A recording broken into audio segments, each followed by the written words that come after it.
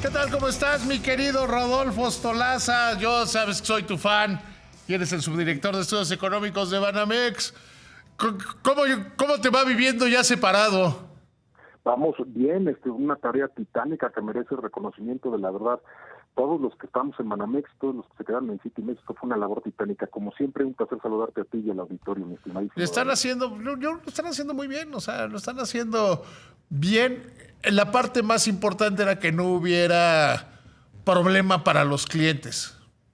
Es correcto, la verdad es que un reconocimiento especial a todo el equipo de operaciones, a todo el equipo de tecnología, se rifaron y no hubo incidentes mayores y eso pues ya es un gran adelanto. Sí, no, y que el cliente sigue siendo el cliente del banco que le corresponde. Oye, a ver, platicábamos ahorita con Gabriela López, que es la directora jurídica del Seguro Social, y dice que no hay que alarmarse por las cifras de empleo que hay, Ujú. porque pues, terminó antes el sexenio.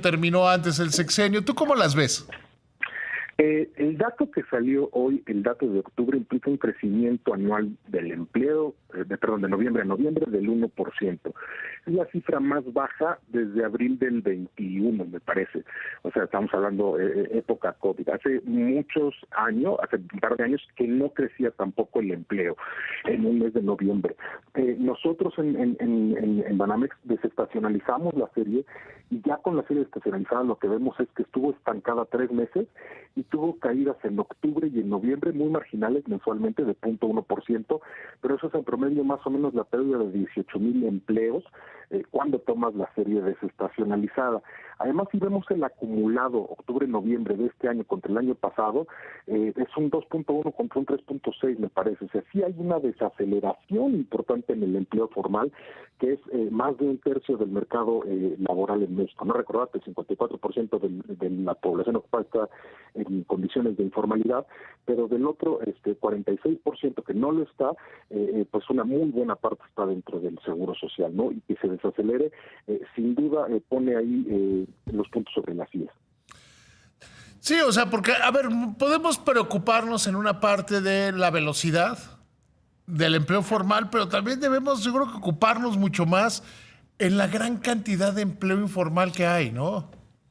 Sí, sin duda, y aquí lo digo también con los datos que tuvimos esta semana del el desempleo en octubre, que publicado en el NOE, el INEGI, tocamos un mínimo histórico de 2.5, o sea, jamás registrado, ¿no? Desde 2005 que empieza esta encuesta, tuvimos un mínimo en el desempleo, y eso, pues, en primera instancia suena como muy buenas noticias, pero cuando empezamos a ver los datos más a fondo, vemos, por ejemplo, que la tasa de subocupación aumentó. ¿Qué es esto? Bueno, son todos los empleados que quieren trabajar más horas y la empresa no les está ofreciendo esa posibilidad. Y también aumentó considerablemente la población disponible. ¿Quiénes son esos? Los que estaban trabajando o buscando trabajo y se dieron por vencidos y ya no. Por esos dos cambios que vimos, la tasa de subutilización, es decir, de toda la población que podría trabajar, cuánta no está trabajando, subió casi 2 puntos porcentuales mes a mes, llegó a más de 19%. Entonces, quiere decir, primero, que los que están empleados, un buen porcentaje, quisiera trabajar más horas y no lo pueden hacer, y hay gente que ya se cansó de buscar empleo. Entonces, a pesar de tener una muy buena cifra de desempleo, cada vez son más las señales de que el mercado laboral mexicano está tan apretado que ya empiezan a relajarse algunos de los tirantes, ¿no? ¿Qué tendría que hacerse para que este mercado laboral no esté tan apretado? Yo creo que además, pues yo creo que lo describes bien, se están empezando a aflojar tirantes y no vaya a ser que se caiga, ¿no? Sí, no, creo que la distensión va a ser relativamente gradual. También ya empieza a haber, por ejemplo, señales en la inflación. La inflación de servicios había estado por más de 24 meses arriba del 5%. Ya la primera quincena de noviembre estuvo abajito de ese nivel. Y bueno, el principal costo que enfrentan los empresarios de servicios, sobre todo las pymes, pues es la nómina, ¿no? Ya que empieza a reducir, también son buenas noticias para la inflación. Y creo que el mercado laboral mexicano es lo suficientemente digamos, fuerte para poder llevar de nuevo al equilibrio sin que haya un gran brote o algo así, a pesar del elevado nivel de informalidad que persiste, ¿no? Existe una tendencia secular a que el trabajo informal disminuya. El último dato, insisto, fue del 54%, andábamos por ahí del 60% hace algunos años. Entonces, poco a poco... No, y además, pero el problema es que hay entidades en que es el 80%. Sí, ese sin duda es el problema. A nivel regional las cosas son distintas. Sí, o sea, si ves Tabasco, Campeche, sí, Guerrero, Chiapas, sí.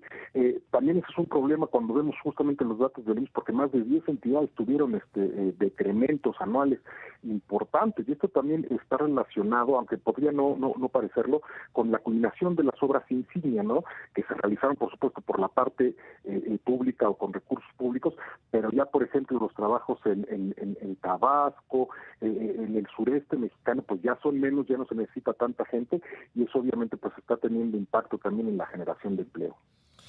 Ahora, ¿tú dirías, Rodolfo, que la economía está perdiendo mucha velocidad? Es bien engañoso, porque si vemos, por ejemplo, el crecimiento del PIB del tercer trimestre fue de 1.1%, después de tener 0.4% el trimestre anterior, y así como que de repente dio un brinco en el tercer trimestre. Pero si nos vamos a los datos... ¿Pero no es por la base de comparación el trimestre pasado?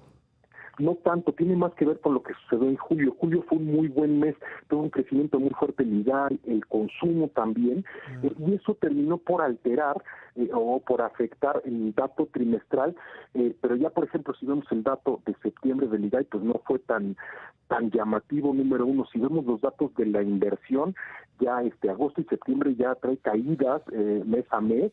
En el caso del consumo privado, el promedio de agosto-septiembre es cero el crecimiento. Es decir, sí, fue un muy buen tercer trimestre, pero no hay todavía señales claras de que la desaceleración haya terminado. Por el contrario, creo que cada vez se van sumando más señales justamente en ese sentido. Sí, o sea, yo vería como que vamos perdiendo velocidad. Sí, o sea...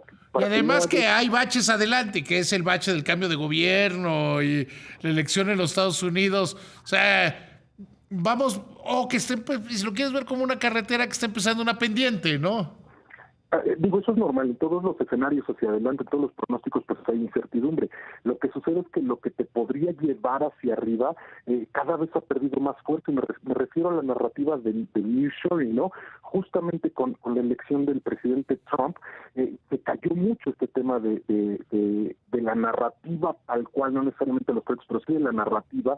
Ya vemos caídas en las obras de ingeniería civil muy, muy grandes, que tienen que ver también con el fin de las obras en Siria. Entonces, todo ese rol de impulso que tuvo la construcción, yo ya no lo veo para el siguiente año. Creo que, de hecho, la construcción va a tener una caída importante el siguiente año, y eso pues termina afectando la producción industrial y, por supuesto, al producto. Donde veo cosas interesantes, el transporte, todo lo que tiene que ver con transportes, correos y almacenamiento está creciendo bastante bien, salvo en los servicios postales. Digamos, todo lo que tiene que ver con paquetería va por muy buen camino, y también en este año los servicios profesionales, todo lo que tiene que ver con servicios de contabilidad, auditoría, arquitectura, ingeniería, han tenido un desempeño muy bueno de doble dígito, y ha sido uno de los motorcitos. Pero para hacer un servicio tan vinculado con las empresas, un frenón en la actividad, sin duda también podría quitarnos esa posible fuente de crecimiento para el año entrante.